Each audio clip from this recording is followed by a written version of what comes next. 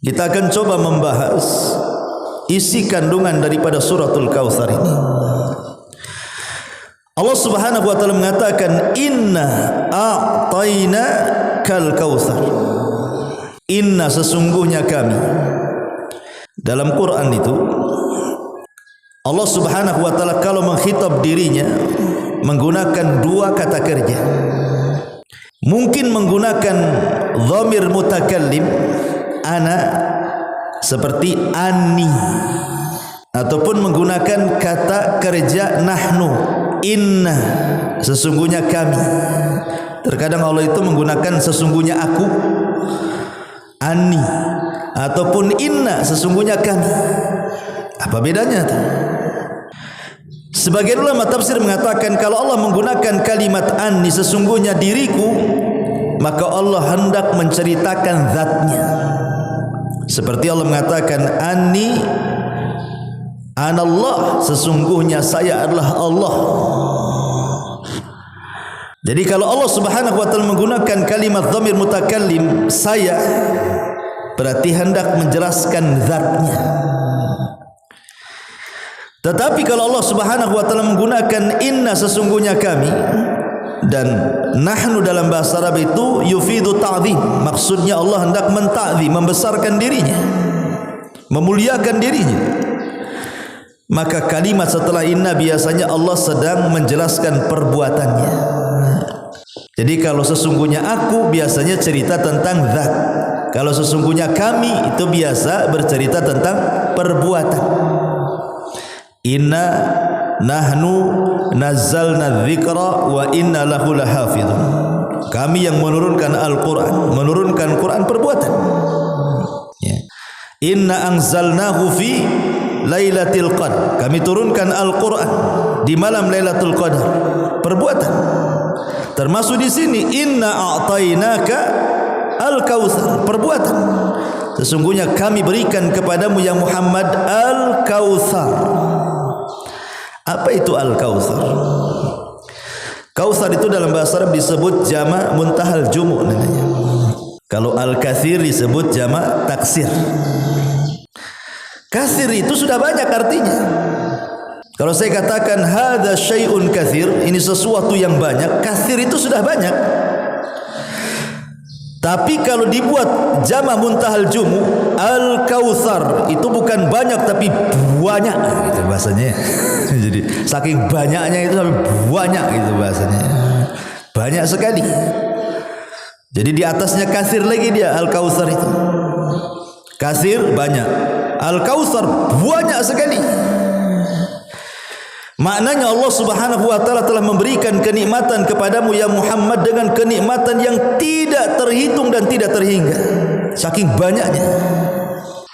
Baik di dunia ataupun di akhirat. Ibnu Abbas radhiyallahu anhu memberikan catatan. Apa sih makna al-kautsar di sini? Ada yang mengatakan bahwa al-kautsar di sini kata Ibnu Abbas radhiyallahu anhu artinya an-nubuwah. Jadi Allah Subhanahu wa taala memberikan nikmat yang banyak dalam bentuk kenabian. Rasul diangkat jadi nabi dan rasul. Dan kenabian nikmat yang luar biasa. Yang tidak semua orang dapat kenabian itu. Penafsiran yang kedua al-kautsar itu maksudnya Al-Quran. Jadi Allah Subhanahu wa taala memberikan kenikmatan yang banyak berupa Al-Quran. Karena Quran itu nikmat Allah yang luar biasa. Berapa juta jiwa manusia tercerahkan dan terberi hidayah dengan Al-Quran itu karena kebaikannya. Terkadang hanya mendengar Quran saja tidak paham bisa masuk Islam tuh orang tuh. Ya karena Quran itu kebaikan yang luar biasa. Ada juga yang mengatakan Al-Kautsar itu adalah sahabat-sahabat yang setia. Jadi Nabi SAW diberikan sahabat-sahabat yang setia yang tidak diberikan kepada sahabat-sahabat para nabi sebelumnya. Lihat sahabat-sahabatnya Nabi Musa. Kebanyakan mereka membangkang kepada Musa. Ketika Musa mengajak berjihad para sahabatnya untuk membebaskan Baitul Maqdis dan menyerang kota Ariha, apa kata sahabat-sahabat Musa? Idhhab anta wa rabbuka faqatila inna hahuna qa'idun. Wahai Musa, kalau kami harus berperang, tidaklah kau aja berangkat sana, ajak Tuhanmu perang berdua, kami duduk-duduk aja nonton di sini, katanya. Mereka tidak pernah mengatakan sami'na wa ata'na, tapi mereka katakan sami'na wa asayna. Beda dengan sahabat Nabi. Sahabat Nabi itu kalau diperintahkan Allah dan Rasulnya, kata kuncinya cuma dua, sami'na wa ata'na. Begitulah sahabat Nabi. Sehingga Allah Subhanahu wa taala katakan dalam Al-Qur'an kan sifat-sifat mereka itu. Idza du'u ila Allah wa rasulihi liyahkuma bainahum an yaqulu sami'na wa ata'na. Para sahabat itu apabila diseru kepada panggilan Allah dan Rasulnya, kata kuncinya cuma dua, sami'na wa ata'na. Kami siap taat, siap dengar. Dan ini tidak diberikan kecuali kepada para sahabat Nabi.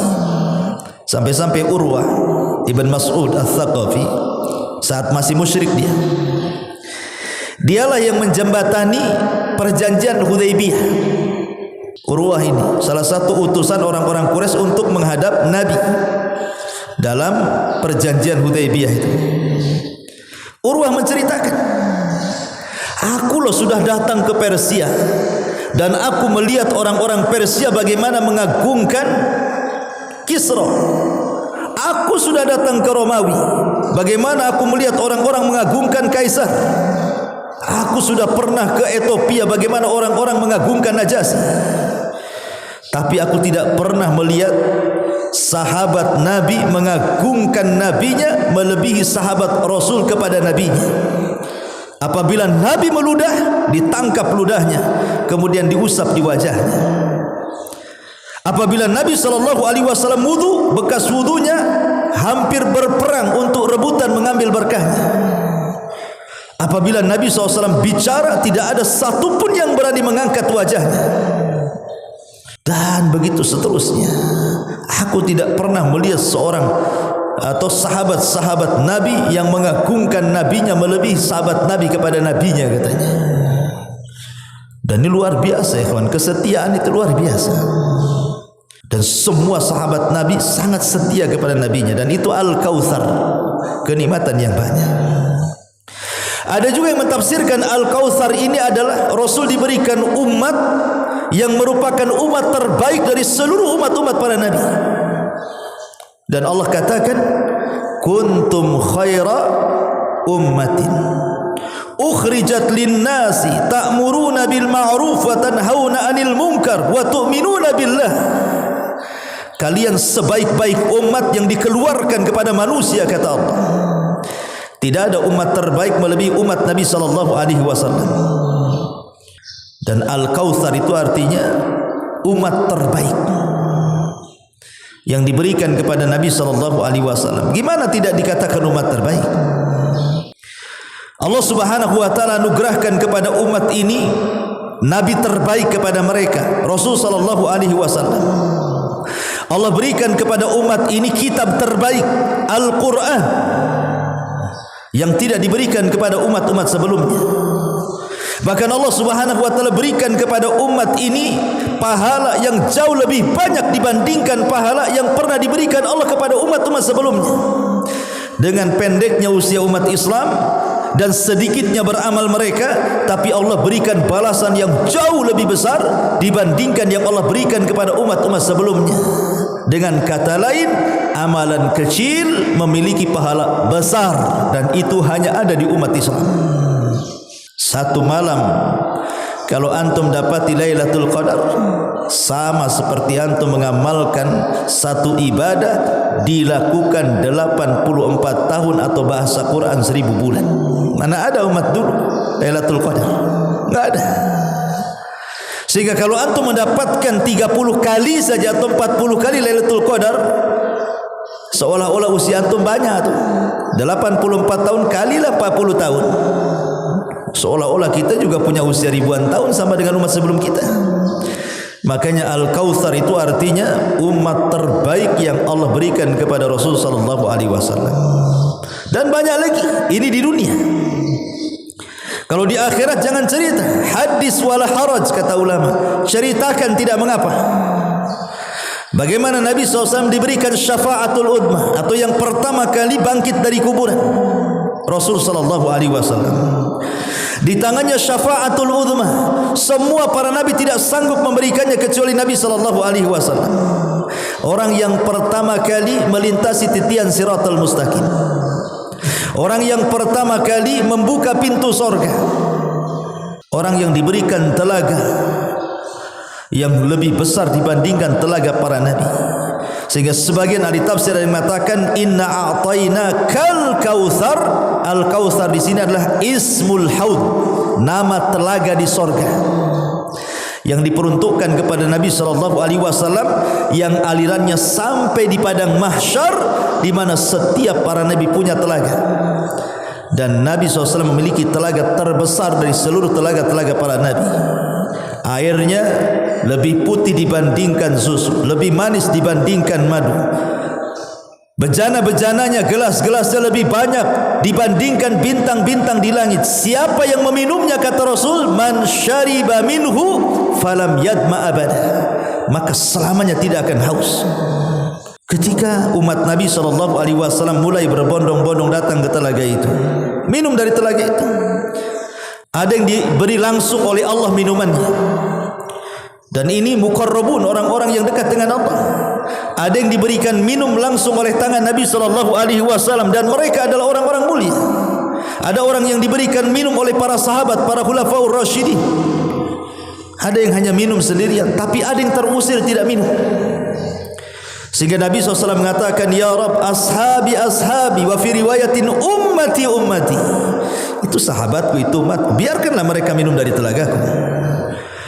Maka Allah Subhanahu wa taala mengatakan, ya Muhammad, innaka la tadri ma ahdatsu ba'daka innahum ghayyaru wa baddalu. Wahai Muhammad, kau tidak tahu apa yang terjadi dengan umat sepeninggalmu itu. Mereka sudah merubah-rubah sunnahmu dan sudah mengganti-ganti petunjukmu. Biarkan mereka. Dari sini kata para ulama akidah, bahwa orang yang tidak akan meminum dari telaga Rasul, satu, pertama orang murtad, tidak akan minum dari telaga Nabi. Yang kedua munafik, tidak akan minum dari telaga Nabi. Yang ketiga ahlul bid'ah, orang-orang yang melakukan bid'ah tidak akan minum dari telaga Nabi. Yang keempat al-kabair, orang-orang yang gemar melakukan dosa besar, mereka tidak akan minum dari telaga Nabi. 4 kelompok tidak akan minum dari telaga Nabi: murtad, munafik, ahlul bidah, dan sahibul kabair. Ma'asyiral muslimin yang dimuliakan Allah Azza wa Jalla, inna a'tayna kal kautsar. Itulah al-kautsar. Fasalli li rabbika wanhar. Karena Allah Subhanahu wa taala sudah berikan nikmat yang begitu banyak kepada Muhammad, maka Allah tuntut bentuk syukur nikmat namanya. Antum kalau diberikan nikmat kan harus bersyukur. Maka Allah Subhanahu wa taala mengkhitab bagaimana cara bersyukurnya? Fasalli. Itulah syukur badan. Li rabbika wanhar. Itulah syukur harta. Karena tidak ada hal yang paling baik dalam syukur melebihi salat dan melebihi sedekah. Kalau salat syukur badan, kalau sedekah syukur harta, baik dengan kurban atau yang lainnya. Karena di balik kurban kan ada sedekah, memberi makan fuqara wal masakin. Lah ketika orang-orang jahiliyah mereka salat bertepuk tangan bersiul-siul di Ka'bah, terkadang mereka berkurban untuk berhala-berhala mereka. Maka Allah Subhanahu wa taala perintahkan Rasul dan umatnya, salatlah untuk Rabbmu, bukan untuk berhala, dan berkurbanlah untuk Rabbmu, bukan untuk berhala. Lihat bahasa nahwu di sini, fasalli li rabbik, salatlah untuk Rabbmu, wanhar li rabbik, sebenarnya begitu, tapi kemudian tidak dimunculkan. Ya. Maknanya di sini yufidul hasar. Tidak boleh seseorang itu salat melainkan untuk Rabbnya, dan tidak boleh orang berkorban melainkan untuk Rabbnya. Disinilah bentuk tauhid. Kul inna salati wa nusuki wa mahyaya wa mamati lillahi rabbil alamin. Katakan ya Muhammad, salatku, penyembelihanku, hidupku, matiku aku serahkan kepada Allah. Maka kalimat ini sama dengan kalimat fasalli li rabbika wanhar. Itulah bentuk syukurnya. Kalau kita hendak bersyukur akan nikmat Allah, salat. Makanya di dalam salat itu ada gerakan yang merupakan bentuk ubudiyah kita kepada Allah yang disebut dengan sujud. Makanya sujud ini kan banyak macamnya itu. Ada sujud syukur, ada sujud tilawah, ada sujud sahwi, ada sujud macam-macam kan. Karena ibadah sujud itu ibadah yang paling rendah dalam penghambaan seorang hamba kepada Allah. Kenapa? Karena meletakkan sesuatu yang mulia di tempat yang hina. Wajah ini mulia, tanah ini hina. Meletakkan sesuatu yang mulia ke tempat hina dalam bentuk ubudiyah, berarti betul-betul dia sedang menghambakan diri kepada Allah. Makanya kalau orang dapat nikmat cepat sujud kan, namanya sujud syukur, namanya tersungkur langsung sujud. Fasalli li rabbika wanhar. Karena Allah mengatakan inna syani'aka huwal abtar. Yang membenci wahai Muhammad, merekalah yang terputus, tidak akan disebut-sebut nama mereka. Dan ini sama dengan firman Allah Subhanahu wa taala, wa rafa'na laka dzikrak, dan kami angkat penyebutan wahai Muhammad. Makanya kita perhatikan, tidak ada nama terbanyak di dunia melebihi nama Nabi.